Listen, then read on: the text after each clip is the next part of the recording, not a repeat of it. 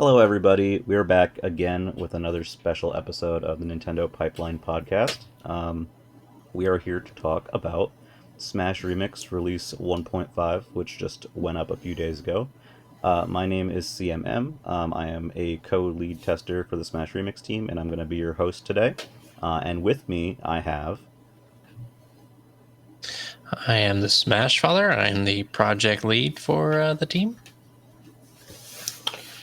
I'm Fray. I am the designer and gameplay developer. I am Pringles. I am the lead musician.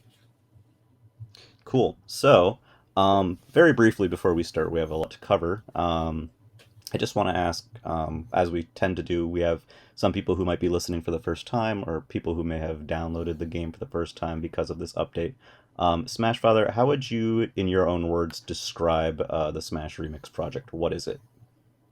Well, Smash Remix has evolved a lot over the course of the years, but basically what it is a modification of the original Super Smash Bros. For the Nintendo 64.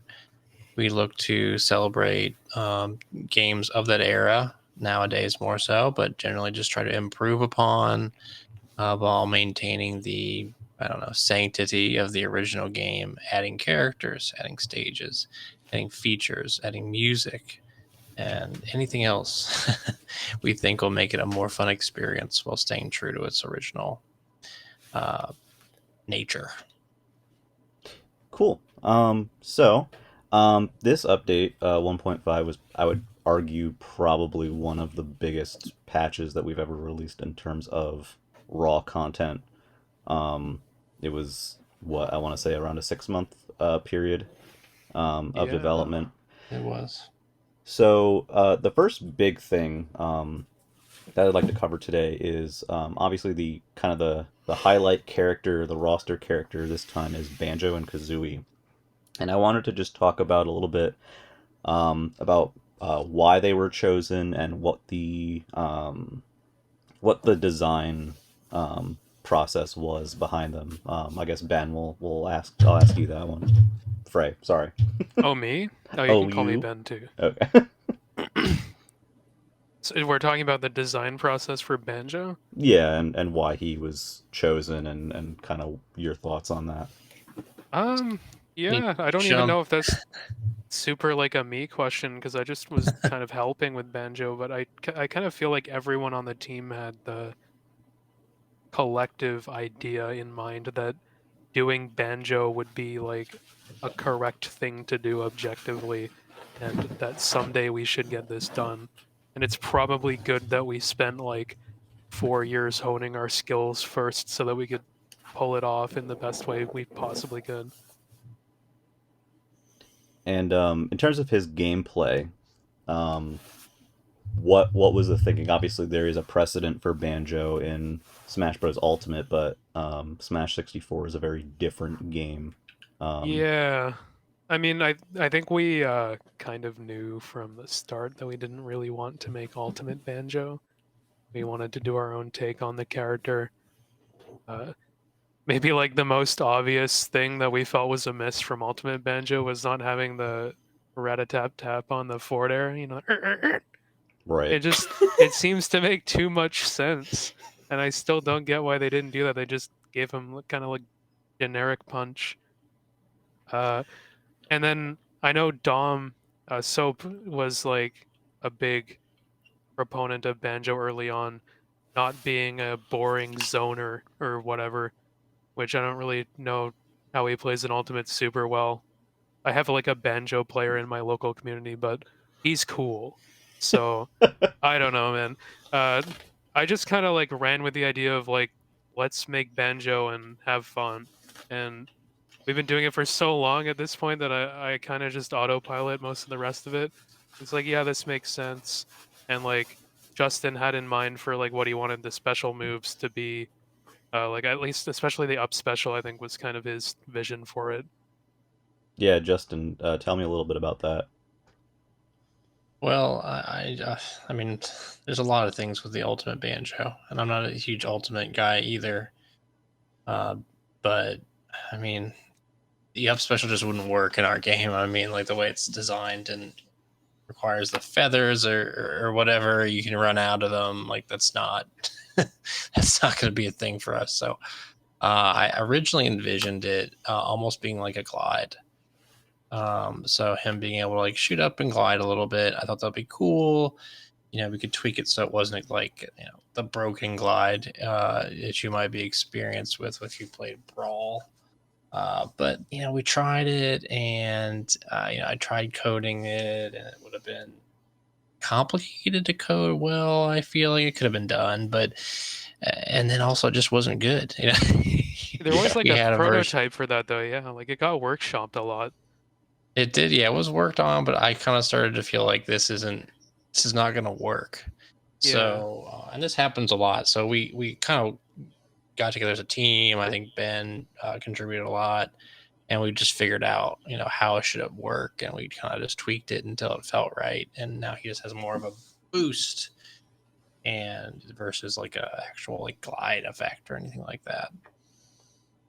Yeah, and once we like kind of landed on the idea of like it's this dive bomb move from Banjo, and you can kind of take the risk of throwing it out, and if you land successfully, you bounce off in the same way that like kind of Captain Falcon does when he upbeats. That's something that I felt like really stuck and kind of resonated with everyone. Because that type of thing is just like fun. You feel cool when you land it, especially if it's like, oh, I would have lost my stock if I missed, but I hit you. Haha. Like that's just fun. It's also fun to like Captain Falcon as well, to kind of chain them together. Like if you boost into somebody, bonk off of them, and then like you manage to do it again, it's kind of like Yeah, this exactly. great feeling. Yeah, being able to act afterwards if you connect successfully is always like nice.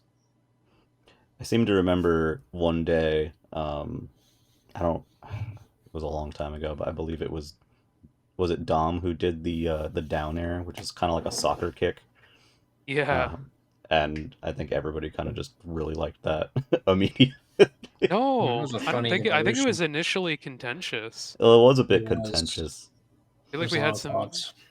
we had some people not wanting that at all, like some strong Mhm. opponents, but There's true that because of the spike aspect. yeah, it's hard not to make a spike. How many ways can you make a down air? Yeah. I don't know how they get away with it in the vanilla game, like Pikachu's down air and like Link's down air. I have a really hard time like imagining a new move that behaves in the same way as those ones. And Right. it's like, and outside of that, it's like it's either a drill or a spike. I don't know. There's not Yeah. that many more ways you can do it unless you start getting into attacks that launch at like pretty weird angles, like a Sheik downer or something, which feels right when it feels right, but it's hard to find the opportunity to do that. Although we did with Banjo's downer in the end, which is like Yeah. a really fun aspect of that move, I think. And I know that was something that kind of came up during Marina's development too, where she didn't always have the drill as her down air. She had it was like a stomp of some kind. I don't even Yeah, remember. I can't even remember. We had like some kind of like snake thing going on. Yeah, it was like the multi I think stomp. did it hit sideways? It was really wild. It was weird, yeah. Tried a snake thing for both characters. Yeah. For both Banjo and Marina, there's an attempted snake style down air. And I guess we really want to do the snake thing, but we just can't we're make it work. dreaming of it. Yeah. But we think about it all the time. We go to bed at night. Yeah. The Wolverine holding a picture. Yeah. It's just a picture of snakes like down air frame data. The hit You just hold it boxes. like that Wolverine meme where he like looks Yeah, at yeah. It's just like that. But the final down air is I call it the Ronaldinho soccer kick. I It feel looks like so cool. it's really great. It's also just like the most ridiculous move we've like ever made, which I think is really funny. Yeah. As a Nest main, I basically made Nest down air too, but better. And when people said this is too fast, I simply ignored them. It's still Amazing. slower me. than Nest downer by like 4 frames. I am people. Yeah, you are people. The disgust in that, man. Hold the L. Hold the It's L. funny and fun to use. Another thing Can't that's contest. pretty unique. People seem, despite that, to not think Banjo is super strong anyway. So Yeah, I've noticed that so far. I mean, obviously it's early days, but um, there's definitely been a variety of opinions so far. And I guess that's a good time to ask is in terms of creating a character that's a roster character and it's created with the idea of being balanced competitively. What are things that like what guidelines or guidance are you kind of looking to create the character? Like how powerful do you want a remix character to be compared to both other remix characters and the original cast? I mean, I think like I'm probably just gonna be saying the same thing I said when this came up when we talked about Marina, so I won't dwell on it for too long. Yeah, Uh, my belief is pretty much just that there are archetypes of characters that are built to succeed, and there are archetypes of characters that are not built to succeed. A big, heavy character is never going to be like a top tier unless you make it awful to play against for everyone. And so, like, we kind of just look at it on a more individual level I'll of like chime these in there moves should too. feel I right, see. you know. Oh, Yeah, go ahead, Justin. I Justin? might be having some technical difficulties here. uh-oh. Oh no. Oh no! Okay, I'm good. Sorry. No worries. Carry on, Ben. I couldn't hear him, and then I suddenly could, and I was like, "Oh gosh, no." Carry on. Oh, okay. You thought we were just like sitting in silence for There was an awkward 15 pause, and I was seconds? like, "Well, I'll chip in here." Then I was just interrupting Ben when he's Yeah, in the no, middle of something. basically, yeah, it's like, yeah, there's like types of characters that are gonna be good and types of characters that aren't gonna be as good. Uh, Banjo is like kind of the least I've inhibited myself in terms of like looking at moves and being like, this seems too good as an individual move. I kind of just like figured like, you know what, let's just make good moves because it's not gonna beat the vanilla characters, like the top tiers either which way. Right. And like let's just have fun. And I did some like kind of weird outside the box stuff too, but I think it turned out pretty cool. One of the unique things about Banjo is his down special because it's actually two different moves. Yeah. Beak Barge, I believe, is the name on the grounded version. Is that correct? Hmm. I get all the Banjo attack names confused. It's And Beak Barge, yeah. yeah, and then the aerial version is the Bill Drill, Yep. which is specifically the Tui version of the ground pound move. Um, Beak Buster. Beak Buster, is that what it's called? Oh no. That's what the one in Banjo 1 is, Okay. yeah. One-y. Okay. Um, so that move is interesting because it also gives you a little bit of vertical height, and of course has the drill hitbox in the aerial version. Yeah. I know something that came up a few days ago when we were all just talking was that it's usually kind of weird to have a down special and vanilla that is two different moves. Um, what was sort of the ultimate like decider on how the down special was going to work? I think. Oh, go ahead, Justin. Okay.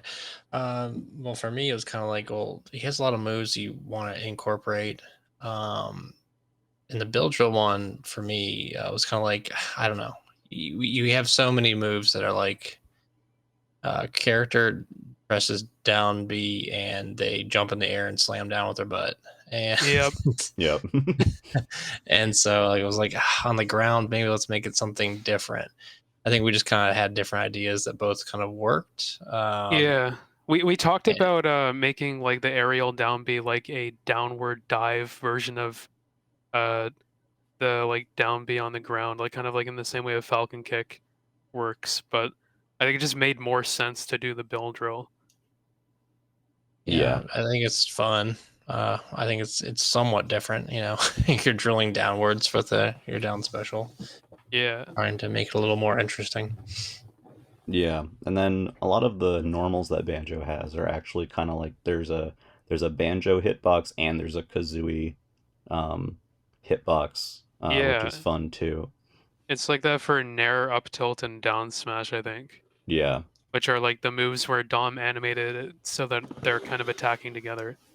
right. And then after he made all those animations is when I made the decision to just give them individual hitboxes. So it wasn't like a goal, it was just something that kind of emerged.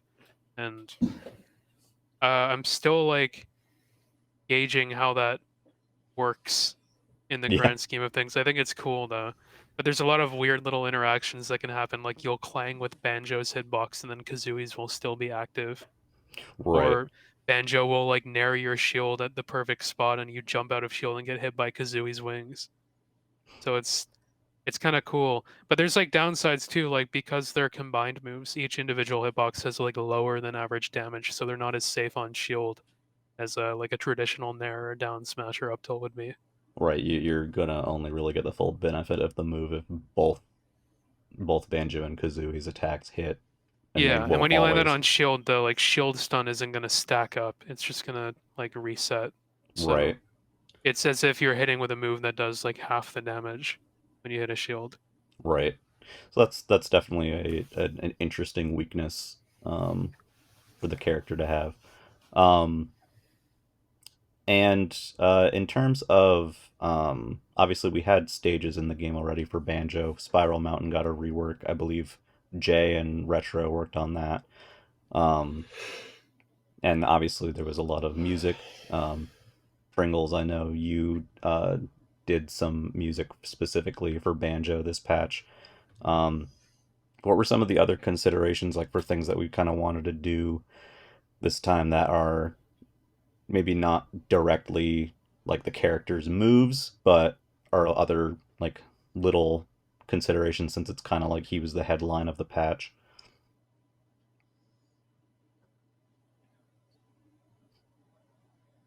Who was this directed to? You, Anybody, It's but it you, can be buddy. you. It could be you. it's your turn. It's your turn. I don't know. It wasn't specifically music related. I got scared. Listen. Okay. Um. Well, at least for music, I really just wanted to make sure that the banjo stuff was like up to snuff. Hmm. Because before we had a Spiral Mountain track that, like, while it was, serviceable, it was very faithful to the original track. Um, I think the new one we have based off the Ultimate Remix fits Smash better and is a better tribute to the series as a whole because it incorporates melodies from other parts of Banjo, like a Rusty Bucket Bay or a Freezy Peak. Right. Yeah, it's kind of like a almost like a celebration of the entirety, or The, more of the game. the updated Banjo stage is like gorgeous too.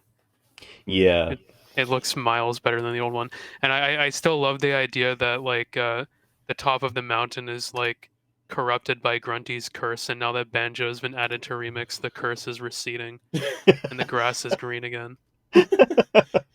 Yeah, it was cool to see that get some not only a visual overhaul, but the platforms now have a bit of movement as well, which makes it, I think, a bit more interesting. Yeah.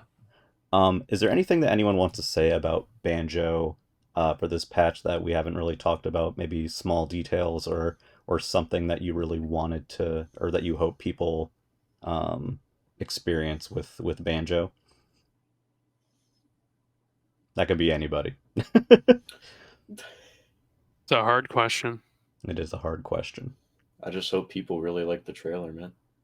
Yeah, we'll definitely talk about the trailer, I think, a little later, but that trailer was sick. Um, I hope people enjoy like experimenting with Banjo's unique mechanics because there's a lot of depth to unpack there. I love the way his like down B rises up a little, like you mentioned earlier. I think that was Justin's idea, and it's so satisfying to ledge stall with it because you can just like tap away from the ledge and then down B, and you'll immediately re-grab it. You don't have to like double jump like Yoshi does. It's like yeah. little things like that feel nice. The way you can use his forward air properties to move Yes. around, there's a lot of potential there because it has like a unique float mechanic to it. And You can that's kind of use it to like snap to platforms as well. and that's an example of something that even got tweaks towards the very end. I know Retro tweaked the animation a bit so that it was a bit more like how it works in, or is visually more how it looks in the original games, which Yeah. I thought was a nice touch. Yeah, it's Um, always nice to see little bits of cleanup happening, like no matter what. if it's an improvement, then get it in there, right? Yeah. Um, the other one thing I'd like to point out, because I've noticed a lot of people haven't noticed, is when you're doing the up special, the first press of the B button obviously is the rise, but when you go to do the horizontal hit with the second press, if you hold the opposite direction, Banjo will go in the opposite direction. You have a choice there. So I think that's Right. a fun, a fun thing that you can kind of throw out, and people may not be expecting it. Like you're facing the other way, and then you bomb Yeah. into them or whatever. It's like ridiculously good at sweet spotting ledges too. I don't know if people have quite caught on to Yeah, just how much you can like push that yet. It's also and it. ridiculously funny when he crashes into a wall. So there's also that too. Yeah. That now was that. That was another late addition. Yeah, that was, and Something that caused Ben some. couldn't let not happen. He loves that idea. I mean, it is fun to Yeah, watch. yeah, he has to bonk. Like that's just how it goes. It did like from a gameplay dynamics point of view, like change a little bit of how Banjo's recovery interacts when you're trying to edge guard him as well, though. Because Yeah, before, if you upbeat into a wall from like right next to it, you'd kind of get stuck in place until the attack ended, and then you started falling, and then you would grab the ledge. But now it's like you immediately splat into the wall, and it's kind of like a Ness up B situation. There's yeah, like a little moment to punish him, but it works very differently from before. I think overall I like it a lot more yeah. in And that I regard mean, as well. in terms of other like stuff that changed, of course the actual recovery distance of that move shrunk. It used to used to fly really far horizontally. Yeah, Uh, well, it grew and then shrunk again is yeah, like the full story. yeah, Because what one thing that had happened is I had noticed that the hitbox was coming out like slightly later than what the animation was implying. And the hitbox coming out is also what starts him moving forwards. So I moved that a little bit earlier, but the end of the animation stayed the same. And that meant he ended up spending more frames traveling forwards, which like unintentionally buffed the distance. And right. eventually, to compensate for that, I reduced the speed he travels per frame. But I'm not sure if where we landed is like a little bit shorter, a little bit further than like the initial version of it. Yeah, I think it's uh, off. I mean, I don't have the best memory either, but it feels like maybe a little bit shorter, but it feels Yeah, an appropriate distance. definitely. I mean, it's still a really great recovery, Yeah. especially for like a heavy boy, because Yes. he's like around Captain Falcon weight, I think. He's not getting knocked around the screen easily, so having that dive on the upbeat is like a really good asset for him. Yeah. And I think just to add some context here too, for people who are not familiar with how the character creation process works, I know a lot of our recent characters have been sort of built off of Falcon, and then you kind of go from there. Like that's kind of like the starting point. So sometimes in development, obviously not all the animations are done, and we have what over 300 animations for Banjo in total. It's Not something. that many, but Is it's a it? lot. It's a It's like lot. closer to 150. Oh, okay. I don't know where I got my wires crossed there, but yeah, it's a lot of animations. Well, Um, the thing is, there's Kazooie too, right? So if you right, factor that in, it's 200 animation or 300 total when right, you include both characters. Even though Kazooie is just in the backpack for yeah, like 80% of them, she yeah, counts. right. She's doing a slightly different pose each time. You just don't see it. Sometimes she's winking even. There's but the point is that through the process, not all animations and moves are implemented yet, so you kind of see like funny versions of the characters, and I would Yeah. be remiss if I didn't mention the best example of an animation, which was Banjo's jab, Oh yeah. rapid jab, which may have looked a little inappropriate. I Just love the having, ones that like when we like do the process of exporting and re-importing them onto a new rig with the editor we have, like they just add a bunch of extra frames at the end. And every yeah, time we make those like Falcon-based characters, the ledge animations in this game are split up into three parts. They're just randomly split in the middle, kind of, yeah, and it'll add extra frames to like each of those individual parts. And so you'll do like a ledge get up, and the character will start climbing up and then freeze, for like a second and then continue climbing and then freeze again. It's so Right. funny looking. So we had a lot this patch. Obviously, Banjo was the highlight. We had Ebisumaru, who's a boss form of Goemon. We had Metal Luigi, courtesy of Pringles. And the other big character, I think the response from this character has maybe been a bit larger than we might have expected, is the inclusion of Dragon King, who is basically the prototype um, Smash Bros. Character. Um, Now, I wanted to talk to you, Pringles, about this a lot because I know for you, besides Metal Luigi, this was kind of the first major character that you did a lot of hands-on animation work and whatnot with. So, how was that process for you? Like the experience making him. Yeah, yeah, I think it was fantastic. I learned a lot about like how making moves animation wise and hitbox wise like works in Smash 64, and really hone my skills there. Um, it was really fun like recreating animations from the Sakurai like game concepts video that showed off his moveset. yeah, And and it that was yeah. it was my first time like dabbling in code because I did do Dragon King's down special. Right. So something with Dragon King, I think he's a little bit atypical for the kinds of characters that tend to be included because I don't have we has there ever been a character that has been so much more specifically a recreation um of something that was unimplemented. I mean, obviously we have characters from future Smash games that have some of those attributes, but Dragon King as a whole, basically just going through and trying to recreate as much as possible from limited footage. So it's almost sort of a, I don't want to use the word restoration, but I just think it's interesting because it's a very different type of inclusion than we usually have.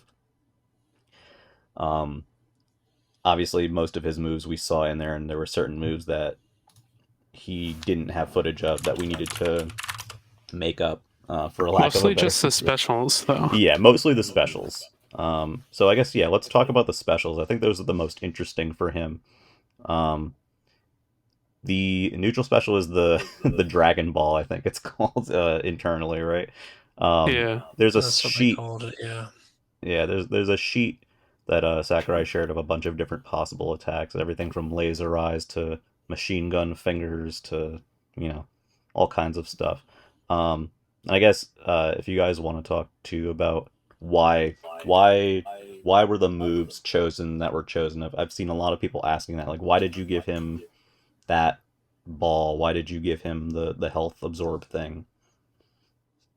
Well, you got to think about what's going to work, flow as a package together. You got to think about, the work you're going to have to put into the move and coding it and what's going to look like. And you just got to think about what's going to be fun. Some things just don't work as well too in Smash 60. Like some things like, will that really translate to a move that's going to be good for Smash 64? I mean, I don't know if we thought about that so much. I kind of want to feel like I want to bring back the pictures. I want to take a look at the pictures of Dragon King's moves, but like specifically like the neutral special, I feel like that one was one I pretty much thought up. And if you look at there's an image that you can look up that shows these different moves.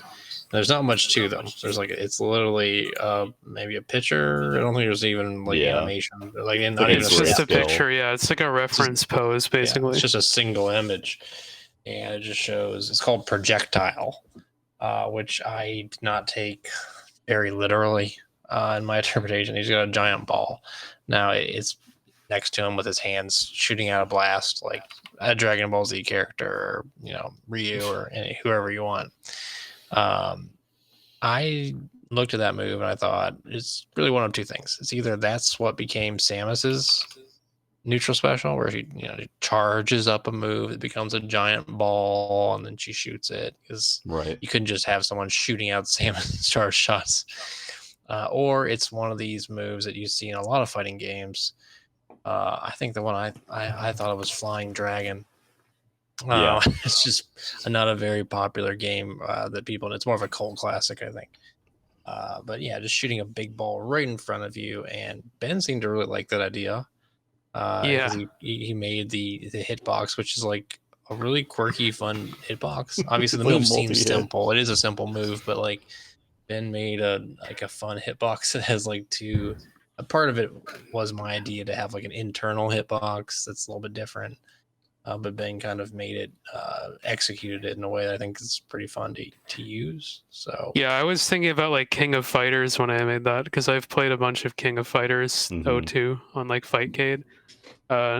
There's this one character Kenso who has like a like super move that's like kind of similar in terms of animation and the fact that it's just like a big energy ball that hits a bunch of times. I think it's called Hermit Power Blast or something. Uh, and I kind of just like thought up like something like that based on what Justin was saying. I want to make like this move, and I made like the animation for it and the hitboxes and stuff. And I don't know if it's exactly what was intended by the design sheet, but I think the fact that it references that as all of the specials do is like the important part, and it turned out pretty cool.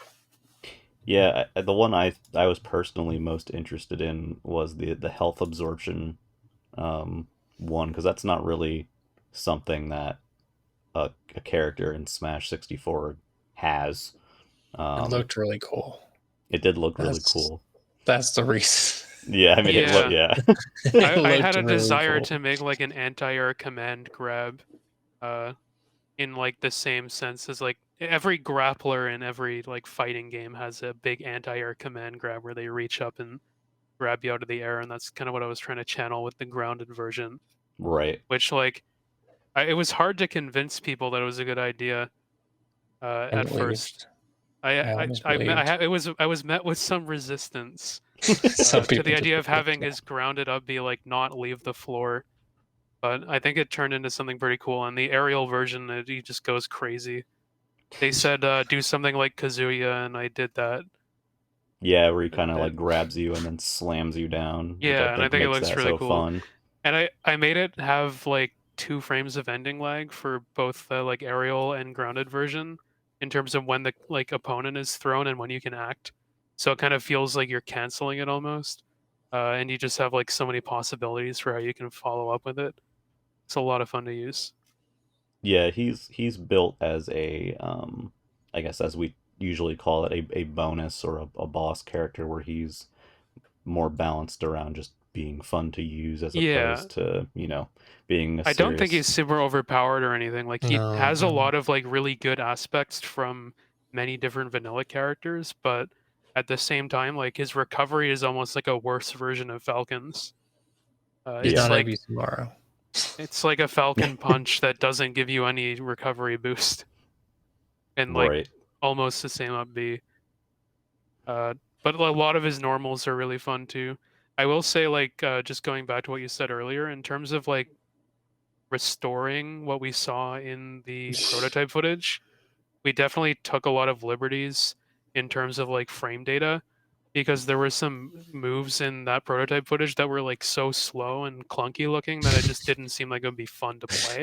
Right. So instead we kind of took it from Yeah. the perspective of like, let's give these like the kind of frame data that you would see traditionally in a Smash 64 character rather than like frame 20 down tilt. Yeah, as Right. if he Frame, evolved like- with the rest of the game. And You know, I think as he Pringles would did an have. amazing job like making most of the hitboxes. A lot of the hitboxes you see on Dragon King are just his doing. There were like a few moves that I touched up on, but in general he did a really great job, like better than most people I've seen at executing Smash 64 styled moves on the first go. And in a lot of cases it was just like Pringles, you were like, what do I do? And I was like, copy this move from this vanilla character.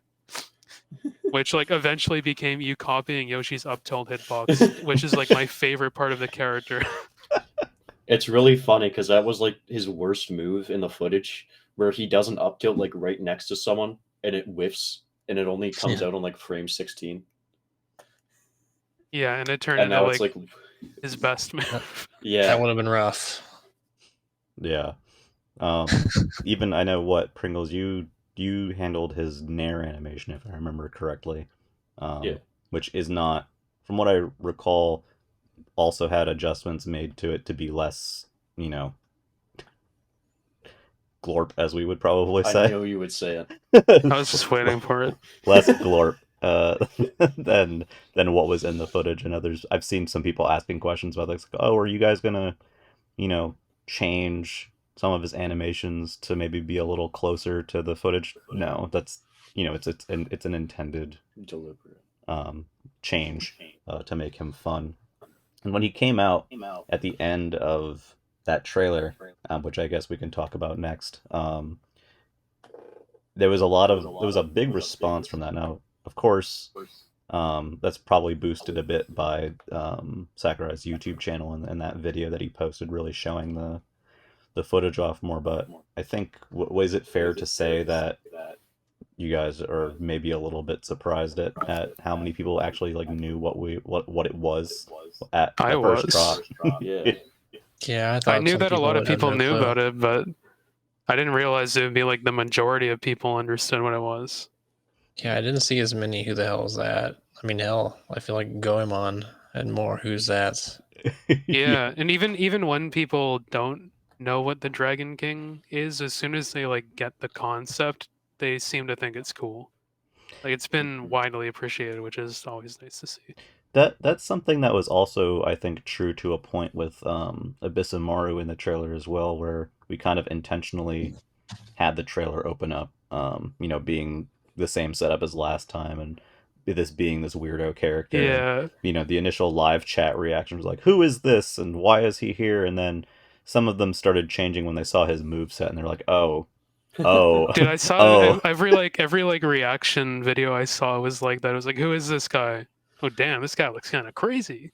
yeah, Like I would go and watch Smash Remix like Let's Plays, and like I saw more Abyssumaru, I think, than like Dragon King or Banjo somehow, which was like impossible to me in my head. yeah," I mean, because But then I'd go on like a Wizrobe stream and he was playing exclusively Abyssumaru. that was great. That's I mean, the awesome. thing is, like, Smash has always introduced characters to people that they wouldn't have otherwise gone to know about.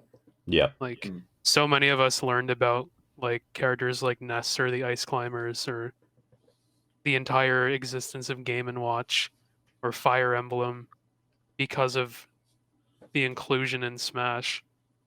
It's what like helped skyrocket those characters' popularity.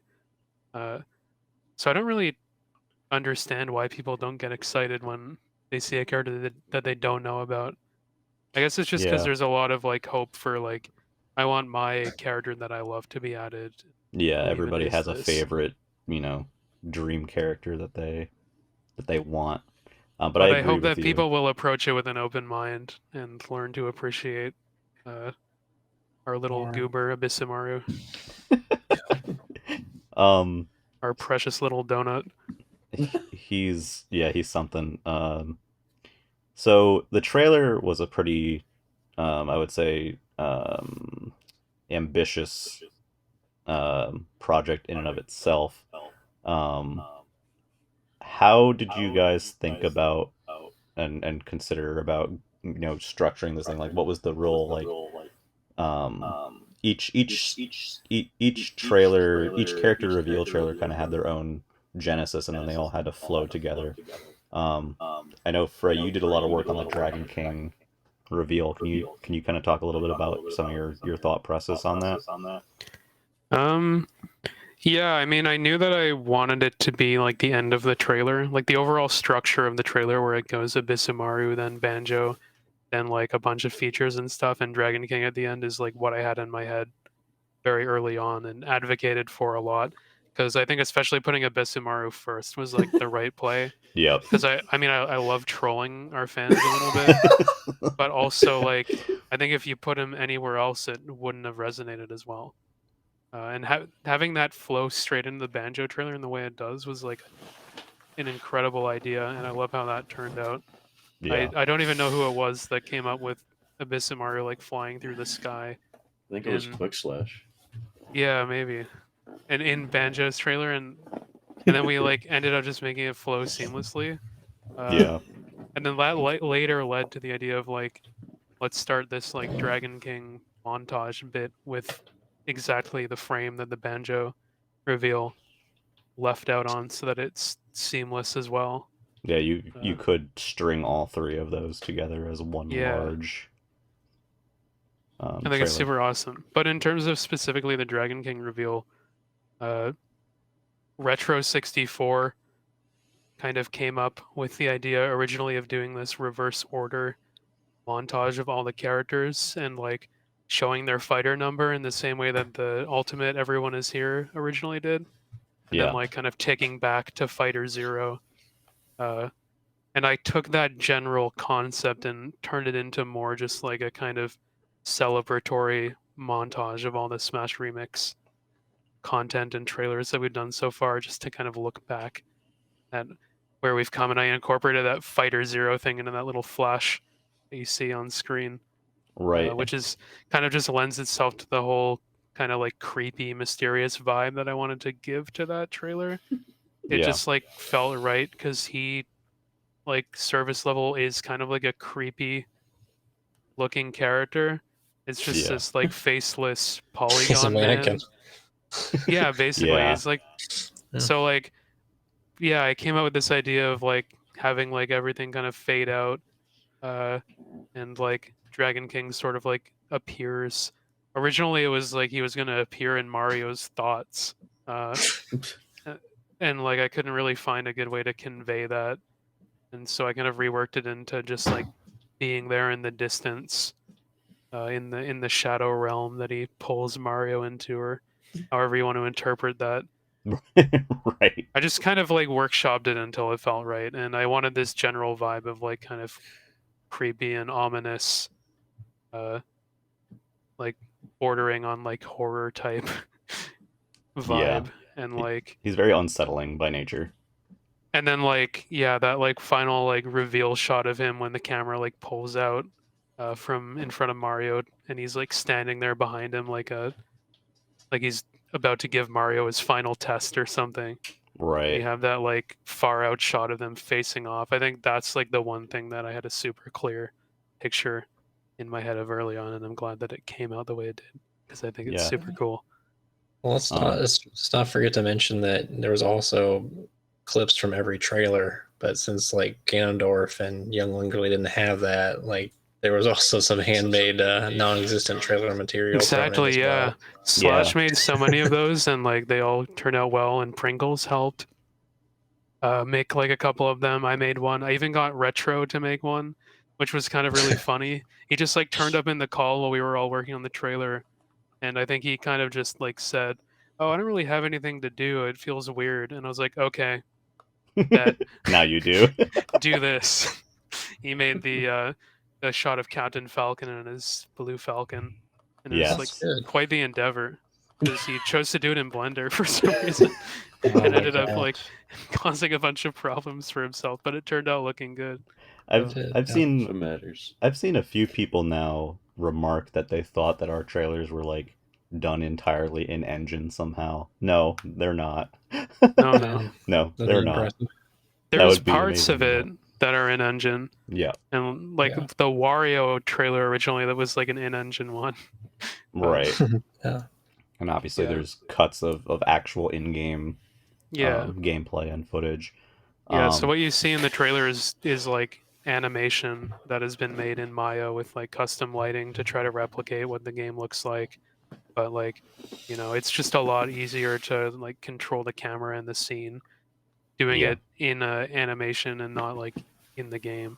And then you also see like in-game in-engine shots of like character gameplay that I do with like a custom camera script to throw in there, because that's definitely like what they're doing for the real Smash trailers too, is they do all these unique angles to showcase Right. things with. They use their dev tools, yeah.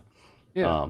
And then for this trailer, it was actually a little bit special because not only was there a special song for Ebisumaru, Dragon King got a special N64 version of Happy Together, and Pringles, you composed both of those. So, what was your thought process going in, and why did you feel so strongly about using those? So Ibisu and Osaka, like I almost didn't do it at first just because it's like the whole process of transcribing a big band song, which is a very heavy task. Yeah. But like it was just so fitting for him. And I like he seems like so narcissistic and self-indulgent that I feel like a song where it's him singing it to Yeah. his own reveal trailer was just like too good to pass up. And for Dragon King, I was a little hesitant on Happy Together at first because like it's a song under a record label, Yeah. so it could cause issues, and I had to like consult with Justin quite a bit to see if we could even like get it. We ended up doing a test upload on YouTube Yeah. to see what their content ID system would say about it, and to our surprise, it said this content is allowed by the owner to be used on YouTube. Well, apparently, the turtles were cool with it. And I think it was really worth it in the end because if you go on the comments, you see a bunch of people appreciating how it's like a love letter to Smash 64 as a whole, and I've had a few people say that like it brought tears to their eyes. I think I've watched the trailer way too many times, and it still kind of gives me some goosebumps. Shoutouts to Dark Horse for coming up with that Happy Together idea. Great idea, Dark Horse. Resident good ideas, man. Dark Horse. Like the initial plan was I was gonna make the montage to like the credits music, or maybe like the Brawl remix of the credits music, but after seeing Dark Horse's original idea was the Green Day song. True. After we decided that idea was too great for us to handle, yes, too much. His next suggestion was Happy Together, which turned out like to be perfect. Like once the like montage came together and all that, like everyone who saw it was like, like this could not be any other way.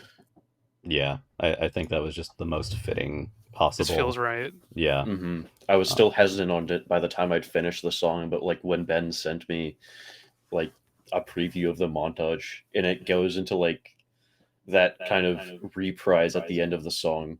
Yeah. And you see like Falco running and stuff. That was great. Yeah. And that's when I knew we had to have it. When I saw Falco running down that hallway while Happy Together by the Turtles plays.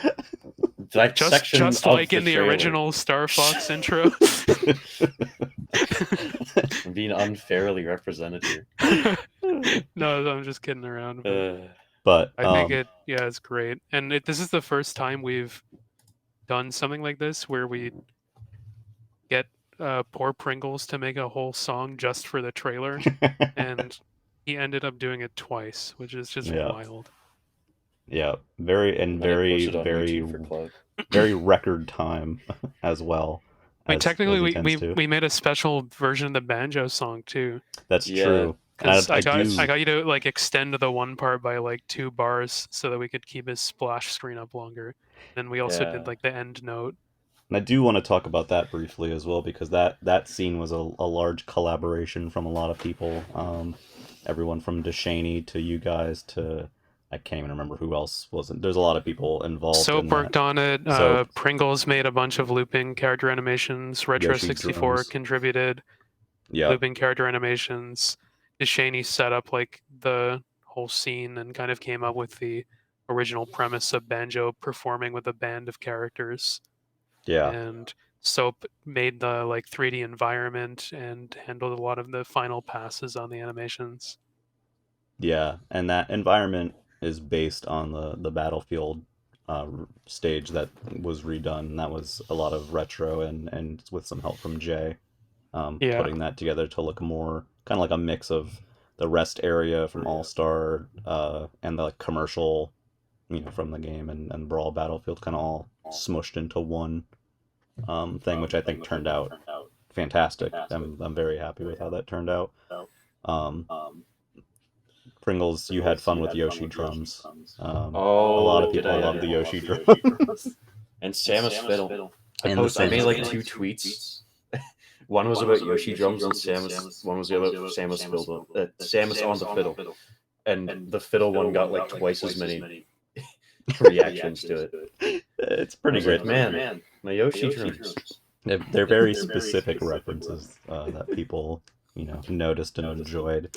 I had no idea Samus playing the fiddle was a reference. I just got told to make a loop, and I did. My favorite thing is still there's like one like really heavily upvoted comment on the trailer on YouTube that says like it's cool that every character playing an instrument is a reference. It's just like, no, it's not. Yoshi playing the drums was a fabrication of my mind. But go off. Some of them definitely are though, like Bowser playing an accordion stuff too. That's from NES Tetris. That was also Deshaney's idea. Yeah. And I my personal favorite shot of that entire segment is the Peanuts style jam out shot. It's just kind of perfect. Which was something that was kind of talked about from early on. God, the peanut shot. Yeah. That animatic, if you ever choose to upload it, is a riot. Yeah, I'd like people to see the animatic. It's very funny. I think it's cool that there is an animatic. Like that's the first time we've done anything like that too. Yeah, So the level of cool. Like collaboration and coordination that went into this Banjo trailer was like our peak in terms of just like the effort and teamwork that was required for sure. And it all came together very quickly. It all had to be like very specific for like timings and pulling off like cutting between the animation and the gameplay was not an easy task when you have like 6 different people working on it. Yeah. But everyone got it done exactly the way that we needed it to be done, and it turned out like perfect. Yeah. Shoutouts to Dark Horse too for the features and stage reels and sort of the connective tissue that the trailer has. And then you did the speech bubbles for Banjo and Kazooie as well, so that's another. Yeah. I know Retro helped write a lot of those. Yeah, Retro provided drafts for everything and came up with basically all of the core ideas. The only contribution I think that wasn't like specifically Retro's idea was like that first one where Kazooie says like, "Oh, we better be top tier." That came from Soap. Yeah. But yeah, that was arduous process to recreate those, but we did it with Marina, and like it just felt right to do it with Banjo Kazooie. Yeah. That's one of those iconic things from the game that everyone remembers is the those interactions. Yeah, that too, the gibberish. And then the other thing was like the Banjo menu screen. Yes. His room, which I recorded footage for, and the thing that I think is really cool about that is that my journey as a ROM hacker or whatever started 10 years ago with like making texture hacks with the Rice Video plugin, which I'm sure like a lot of people have done because it's like one of the easiest ways to get into messing with N64 games. And that ended up being exactly what I did for that footage of Banjo's room, is like using that to replace like the paintings and stuff in the room with custom images. So that was really cool. It was kind of like coming around books, full circle. The books with all the different stuff on them. Yeah. Yeah. The Game Boy. And the Game Boy, which I haven't seen anyone mention. Smash Remix on the Game Boy. Smash Remix Nobody's on the seen Game it Boy. yet. Yep, no one's Go noticed look. it. It's there. I haven't seen many people notice the references in the stage reel yet either. I hope people maybe figure out some of those because those were fun to do. There's so many tiny little like things like that. Yeah. That we, would love people to appreciate, but it's so hard to spot everything. Yeah, it is. And especially just with the amount of content added. Yeah, and I mean that goes for the actual trailer too in terms of determining what content is going to be shown off. I'm glad that we were able to show stuff like Magic Kirby or like, the yellow team in features, but we had stuff like poison damage and some accessibility features and you know, all kinds of stuff that you can't just possibly just show off in a trailer that I think is already the longest trailer that's ever been Yeah. done for this Yeah, project. we've never revealed 3 characters before. Yeah, and we almost revealed 4. So, it's like True. Metal Luigi is in there as well, and the only Metal Luigi ended up being revealed on Twitter. yeah, the only evidence of Metal Luigi in that trailer is the fight on Meta Tent, which I haven't noticed if I haven't seen if anyone happened to notice it when it was live. I'm guessing not because it's very hard to tell, but I thought it was kind of Yeah. funny. And Slash actually made that like Metal Luigi reveal shot while the Yeah, trailer was still being worked on, but we just kind of felt there was nowhere to fit it in that wouldn't break up the pacing. they just Um, happened to choose the anvil sound from like the Crash Yeah. title screen, which It was makes so- me laugh It every was time. so brilliant. It was so good, and it worked perfectly for like Twitter A too. weird It's like a Twitter perfect reveal. Yeah, tweet clip. yeah, it was great. It's my favorite. Also, I just wanted to mention, like you said something very early on into this discussion about how this might have been the biggest patch ever. I was curious about that, and you can actually look at like code frequency on GitHub Oh yeah, on our public repo and see like spikes for when all of the additions are made. And in terms of like code additions and all that, it actually did end up being the biggest spike on the graph, Oh wow. Okay, yeah, I which see kind of that. surprised me. I thought it would have been like one of those earlier updates, but like Yeah, with all the new modes and stuff. But I mean, there really is just like so much to unpack in this update. So many like little features too, right?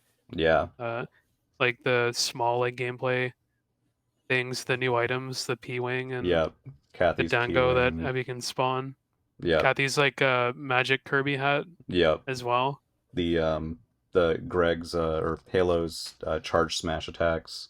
I know Yeah. those were shown in the trailer, but we have the full Pokeball control now, and you can even make item crates like never explode or always explode or whatever. There's a lot going on. Hence why the patch notes are very, very, very long. And testing all of it was Polygons. difficult. Yeah, the polygons as well, which were not a small task. There's 8 new ones. So there's a lot of that going on. As we kind of approach the end here, I did want to cover one more topic, and that is the music, because the music is something that obviously we can have some music in the trailer, but it's one of those things that's like kind of hard to give people an idea of just how much is there, and we do have our lead musician with us this time. So I kind of wanted to ask you, Pringles, how do you feel about what you guys were able to accomplish with the music this time? What was your goal for that, and do you feel like you were successful? We accomplished some like clickbait worthy statistics where we've added more songs just in this patch alone than there are in like the entire game, like the base game total. Yeah, that's Like crazy. including like victory themes and stuff too, including right? victory. But that's also including vanilla victory themes. Right. I remember you. Yeah, that's what I meant. I remember you saying like how surprised you were when you like actually sat down and looked at the number of music tracks Yeah, that were 'cause put in to this me, update.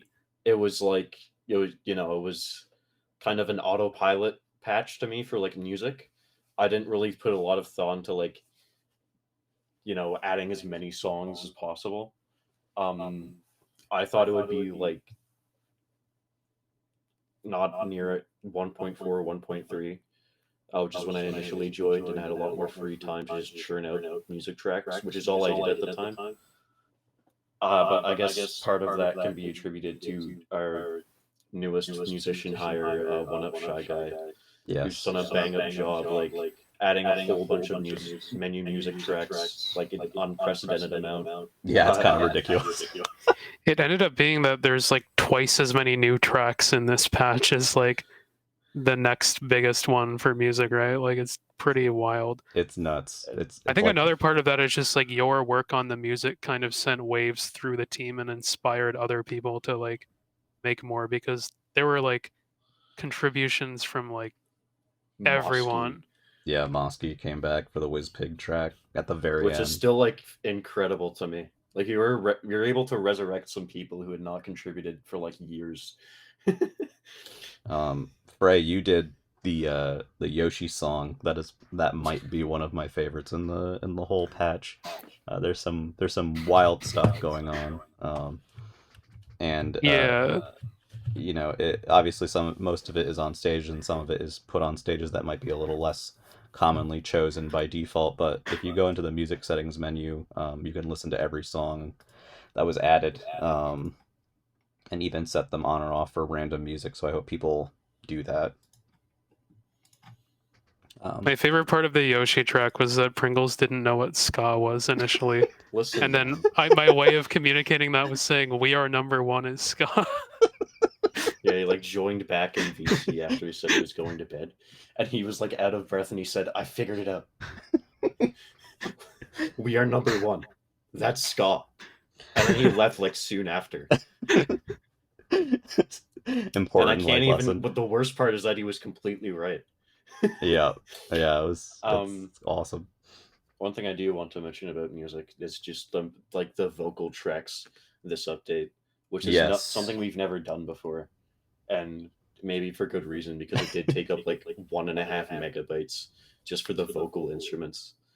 But I think it was worth it because now we have like the DK rap, which to many will be like a surprising addition or like a special song to them, as Yeah. will like Yoshi's song or even Roll's theme, which was like a quirky ad that I almost didn't include. Yeah, there's a lot of people I've talked to, surprisingly, a lot of people I've talked to that were very excited to see stuff like Roll's theme in there with the vocals, or even the Toho song, UNO and was here or was her. That one I've seen some reactions to, the Talent Studio medley. Lots of really cool stuff in there. The Shantae music, of course, got a reaction, and that stage that Soap did. The day-night cycle, dude. The day-night cycle The stage. medley that syncs up with it. Yep. It's so cool. That's something that never had been done before. Even I think maybe Justin's possibly most the project that Justin kept coming back to this entire cycle, which was the Kako Demon in Spawn Fear. Yeah, that stage broke a lot of new ground. That has the acid and that, and I know every other day it was like, all right, Kako Demon is fixed this time, maybe. Yeah, that stage also broke a lot. Period. And I was kind of surprised that Justin like didn't resort to just deleting it out of frustration, because every time we put out a new patch, it would immediately have like another crash related to it. Well, the reason is, and this is just for anyone's reference who's listening to this, that is the fan submitted stage. It was it's been a long time since the fan submitted stage contest happened, but we've been trying to make this stage come together. And the Doom stage is that creation. Now, originally, it was submitted as a Metroid stage, with that being, I think, Mother Brain. Yeah, it was like a Mother Brain Turian. It's gonna be. I think Mother Brain was supposed to just be like in the middle, and there was supposed to be like turrets on the corners. Yeah, there were turrets, but like the turrets became the Kako Demon. But in reality, like we never the stage contest. Now I should have cleaned up the image that was supported so people didn't think it was going to be. But the stage contest was never about like themes or the characters or anything like that. So, we did not use the Metroid theme. We went with Doom because we didn't have that. And I'd like to think that we implemented the gameplay ideas pretty well, I think. They evolved from what that person originally, and they're credited in the credits. I'm sorry, I can't remember your name offhand, but they're in the credits now, as was agreed. But I think from what their original vision was, it probably evolved. But that's how if you were to come up with a stage idea on our team, this is my idea. Like, it often evolves, and it's not exactly how maybe you first pitch it or think. I love how the Kako Demon turned out. Yeah, I think he's fine. He's a little demon. It's really funny that like he just appears and is just there like harassing you until somebody goes to deal with him. Like that's so funny. Like that's the only hazard I can think of that's like that. Usually it's like something that'll come in and harass you for a second, then go away on its own. but the Kako demon is like you have to go put a stop to him, Yeah. which is really funny. I've had like free for all matches on that stage where someone's just like, "All right, guys, I'm gonna go kill him." Yeah, and you always try to kill him, and he's a lot harder And he to just kill hits than you. you think. Yeah, Yeah, He's he always like- fast. He's a across the fast little stage. bugger. he's a fast pain in the ass. He used to be even harder. Yeah. The stages in general this patch were plentiful, and all came together really well. Heron worked really hard on Poke Floats, which was probably like was the other stage this patch that was like never-ending saga of Poke Floats and getting that to work, and a lot of Heron's people like came together on that. work ethic and willingness to take feedback and revise until everyone is like happy with it Yeah, is like almost, I would say, unmatched on our team. Like that stick-to-itiveness is yeah, extremely impressive. The Quite same the thing happened with the grind. snowboard kids stage. yes. It's which like yeah, I think we were like most of us were kind of feeling that we weren't going to be including that one yeah, because it just wasn't shaping up well. But like Heron just kept at it, and it eventually turned into something really cool. I yeah, think especially when that like bottom area was added, the little fight pit. yeah. Like Those yeah, kinds of parts of stages are always really fun. It's why I love like the Jet Force Gemini one too. yeah. And I the like music on that that. stage just slaps. Yeah, it's funny because yeah, that one was kind of one that wasn't sure was gonna make it, and I was really hoping it would because I know how much people love Snowboard Kids, and obviously we had music and stuff kind of ready for this stage, and I was really happy to see in some of the comments from the reveal trailer that there are people that were really excited about a Snowboard Kids stage making it in, and One Up did a few tracks that were Snowboard Kids related as well. So I think that turned out really nice. Yeah, I think One Up did like Board 3 Shop tracks. and Wendy's Wendy's House house. and 3/4 Silver of it was Mountain. him. Yeah. And then Big Snowman was mostly Suba's work. Yeah, And that song I really love. It turned out great. I mean, it's so good it got used in the trailer. yeah. And then even some of the other stuff like Soap redoing Fountain of Dreams, it has the Nightmare theme there now, thank God. That was something that I think Justin would not have allowed to Not be happen. left on the table. Again, I Never know you've always forget. wanted that song. You never And- forget your first boss you defeat. So Yeah, I agree that might with have been that. my first video game boss that I defeated. I don't quite recall, but I always liked that jam. I love that joke. Might have been. It's so good. Persia said you never forget your first video game boss. I think that was mine. I can't recall. But for real, It was that the track first is that I remember. So Yeah. we're gonna go with that's the first. Thank you for Probably. introducing me to that track as well, because I haven't played that game and it's such a cool song. I'm so glad it was the NES version too. I'm gonna say it. I don't care what anybody says. I love that version of that song. There are and- different versions, or I can't even tell what song it is. I don't even like. There's the modern takes on the Nightmare one. I was like, what Yeah, even is yeah.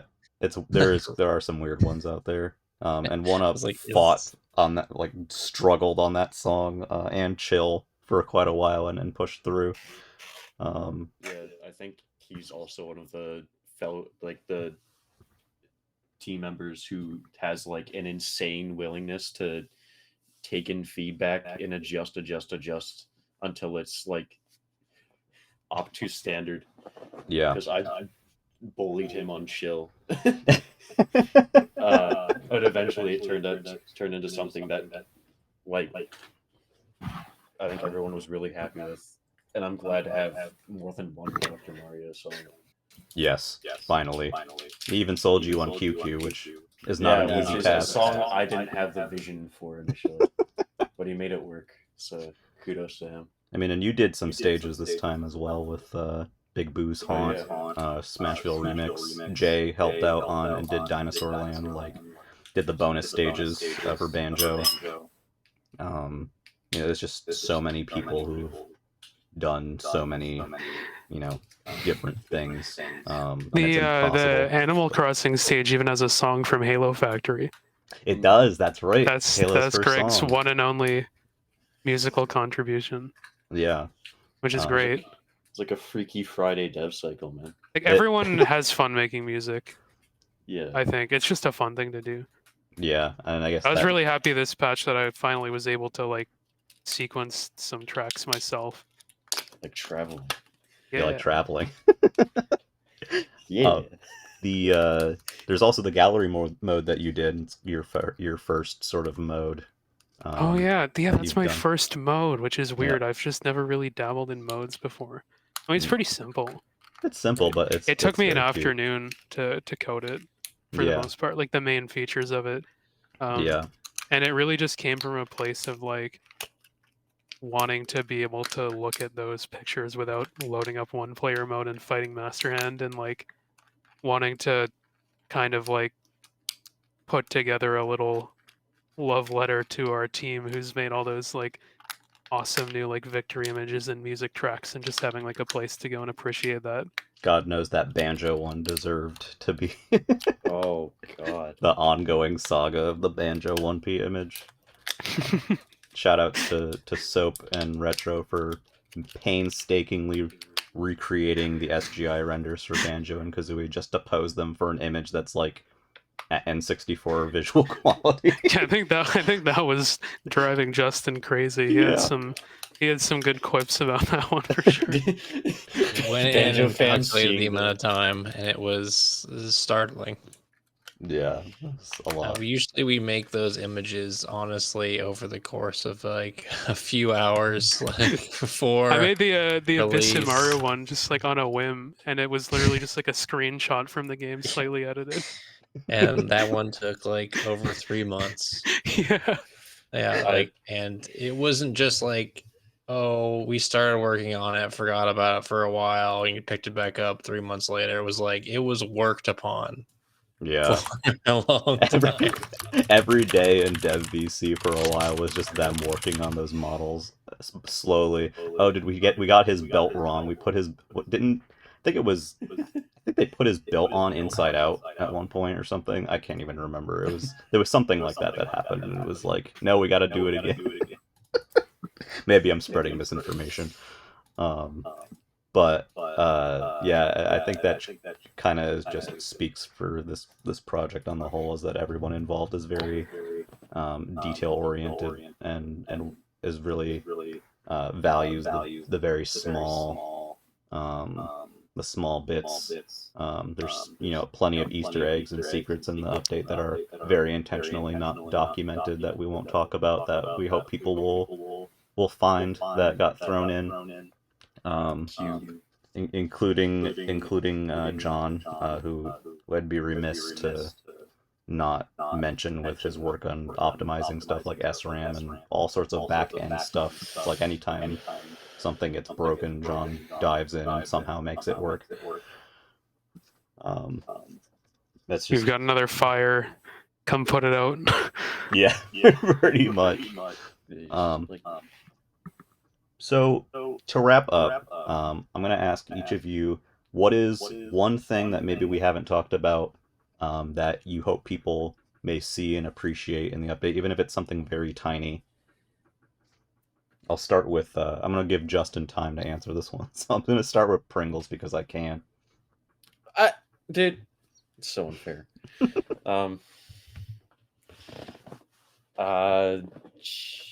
Jeez. Put him on the spot. Here, I'll do one. Okay. So Thank we updated Remix 1P, everybody. It happened. I hope you did, because it took a lot of freaking work. We chiefly one thing that I think was hard to do is the bonus 3, basically. Whatever you like, erase the that took a lot of work, and ultimately Pringles took it over and made it happen. But we had just a lot of people trying to make something work, and it's just an awkward stage. It's just hard to make fun based on how just what we had, and I think it ultimately turned out pretty well. And then of course Giga Bowser is different now. We've added some things to the doubles matches you can look for. Yep. Hopefully you'll get them randomly. I think it's just better. It's a more fun experience. I think Did I change the difficulty? I'm pretty sure I changed the difficulty. At some 6 point. months is a long time, kid. 6 Yeah, months is a long yeah. time. It's a long time. So yeah, that's something we didn't mention, and that maybe we now we have. So somebody else. I've got one, but Pringles, if you want to go first, just in case we're going to say the same thing, I can come up with something else. It's up to you. All right. Well, I was going to say, if people look at the PAL version of Jigglypuff now, you'll see that it has stopped being Jigglypuff, and someone has gone into the settings and switched the language to German and evolved it into Pumaluf, which is nice to finally see, because Rondoudou has had, or not Rondoudou. Rondoudou is dead. Rondoudou is what you wished for. Rondoudou is never making it. I meant to say Purin has been chilling in remix for a long time with unique Japanese voice lines and all that, but the European one we kind of chose to just leave it English for a long time, and I'm glad that one of those variants finally made it in. Oh my love. It's my turn. Was that yours? Yes, it is. No, it wasn't mine. I really just want to encourage everyone to go listen to the music, because there's an unprecedented amount this patch, and I think every one of them is like very high quality. Yeah, I mean, there's a lot in there. Dark Samus got a bunch of changes too. She did. Oh yeah, she did get a lot of changes. Peppy got changes. I think he's much more fun now. There's all kinds of, dig through the patch notes. God help you. There's a lot of them, but definitely read through them, because there's a lot that was added. I know for everyone probably knows the one I'm gonna say, and that is you can drum in gallery mode. So you should try drumming in gallery mode. Oh yeah, that was your suggestion. Yeah, I'm glad that was able to happen. Kathy and I just kind of sat down and were like, all right, what sounds are we using? Yeah, no, I loved the idea from the start. It made me think of the Nintendo DS sound, yeah, DSi sound, drumming in there. That was the thought. And the fun fact is that the cat noise that's in there is actually Kathy's cat Link, who meows. So it's an actual cat that meows. Recording. It's a real cat that meows. So it should have been me. It should have been you meowing. Is there still time to audition? We can add that. I'm not going to start meowing in the podcast. I changed my mind. I think my favorite change my answer. I think my favorite is either the Falcon Punch Kirby drum or the DK drum, which I wanted so badly. The Falcon Punch Kirby one is so great, because like the classic Dreamland remix. Yeah, and someone immediately posted themselves recreating it, which is like exactly like what I wanted to see. Yeah. Is it too late to change my answer? You can change your answer. Go for it. I said multiple things. I just randomly interjected with Dark Samus. Let's keep going. No, I wanted to point out this new Smash logo transition on the versus screen, when you're going to the results. Because I don't think anyone would even notice that as a new feature. But it's something that John insisted upon, where we would add a new transition. And shoutouts to Subdrag too for enabling us to do that. Mm-hmm. If there's anyone who's a huge contributor to this project who's even more invisible than John, it's Subdrag. Yeah. Who made the editor and pretty much facilitated all of this stage and model and character animation editing to be possible for us. Yeah. And I think our team is eternally grateful to that. There's a list of people that feels like it's always growing that I think of as this project wouldn't be possible without them. But Subdrag is a name that is always going to be right at the top of that list for me, next to the Smash Father. Yeah. There's just so many people. And so many things that we could talk about forever, but we're already going longer than anticipated. So I think it's time to wrap things up. You can elaborate more if you just want to talk about positive things about me. We can always do that. You can drag this baby out if you got any nice. No, I'm just kidding, but thank you. It's a lot of work from a lot of people. I think ending this episode, first off, I want to thank you guys for taking the time to hang out and meet up for this episode. I know it was kind of like a bunch of different days, and things kind Oh of. gosh, and we kept talking about recording it before release, and Yeah. I was like, I'm still working. Still working on the trailer. I don't have any time. All of my time is going into the trailer. And then like there was a couple days where our YouTube channel was deleted, which we That's haven't true. even talked about today. Yeah, but we actually didn't acknowledge we were that. like, we were kind of joking, like, oh, the podcast is gonna be real weird now. But Yeah, thankfully that's back. Of course, thanks to all our fans for making noise on social media, which is known to be the only way to get YouTube to listen. Yeah, and to 'Cause- their credit, they did, and it was Yeah, they reinstated. even brought back the Sonic trailer. Yep, the Sonic trailer had been taken down. Which a few I don't months even ago. know how many people knew about that, but it got taken down and our appeal was rejected in the same way. I think But last I we checked. didn't make a big fuss, right, over that one. We just I kind don't of think were so. sad about I it. think maybe there was maybe like an attempt at the appeal, and it was like the robo. Yeah. Whatever. There was a little bit of a complaint on Twitter that time. Quick Slash Just wasn't loud tried. enough.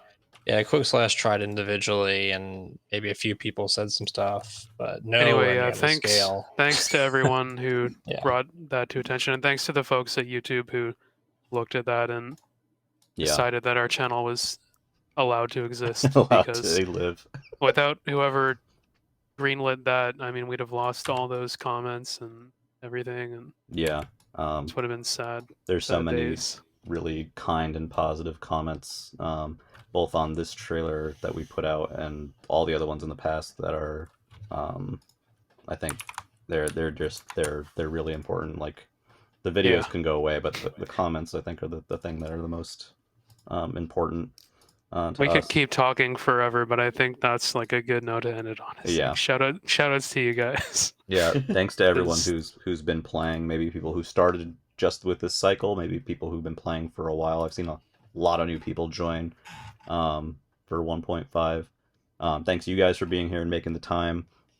Shout outs to anybody that we might have forgotten to mention on the team. It's just so many people doing so many different things. Our play testers, I would like to thank you on behalf of of everyone. I'd like to thank our playtester team who came in and did work and had a lot to test. And I'm still stunned at how few bugs are in that we've noticed in the release. So thanks to you guys as well. And yeah, thanks everyone for being here. Thanks everyone for listening. And we will see you next time with another episode soon. We will catch you next time. Bye bye. Yeah.